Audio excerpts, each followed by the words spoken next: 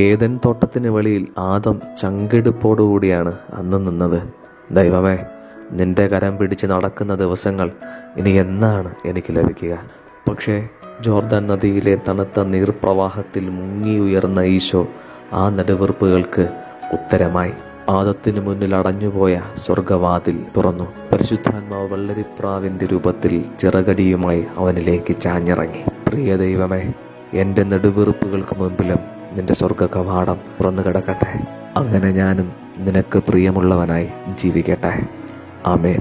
പാവന റൂഹായേ, പാരിന്റെ റൂഹായേ, ആത്മാവിൻ മധുരമാം വിരുന്നുകാരാ, മാടപ്പിറാവിനെ പോ ആത്മാവിൻ ചില്ലകളിൽ